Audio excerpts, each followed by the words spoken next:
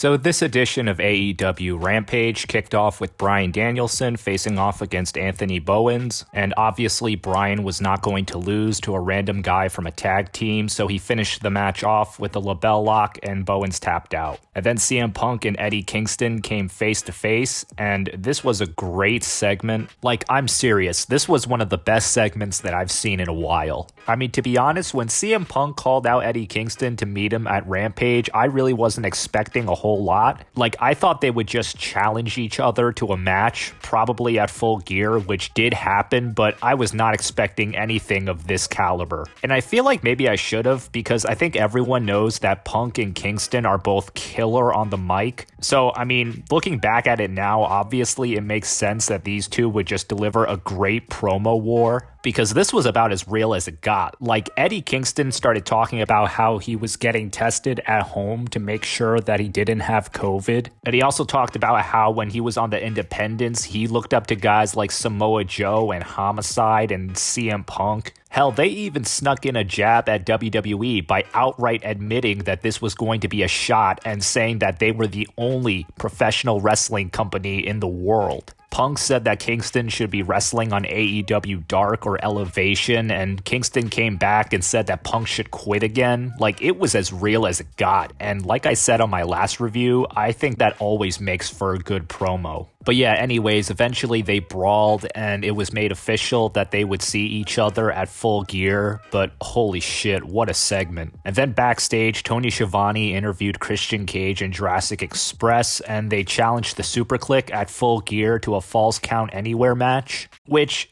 I would be excited about, except we've technically already seen this match during the Grand Slam event. I mean, I guess the Falls Count Anywhere match makes this match different and makes it a little bit more exciting, but I don't know, for some reason, I'm just not really into this, mostly because we've just seen it. And then we had another match in the TBS Women's Championship Tournament, and this match was between the Bunny and Red Velvet. And in the end, Red Velvet hit the Bunny with the final slice to pin her to advance in the tournament. And then we had our main event, which was the Dark Order's John Silver facing off against the Elite's Adam Cole. And like I said in the last review, obviously Silver was not going to beat Cole. And Cole ended the match with 2 super kicks and hit his last shot on Silver to pin him for the win. So overall, a good Rampage. That Punk and Eddie Kingston segment probably being the highlight. And we'll see what happens on the final Dynamite before Full Gear.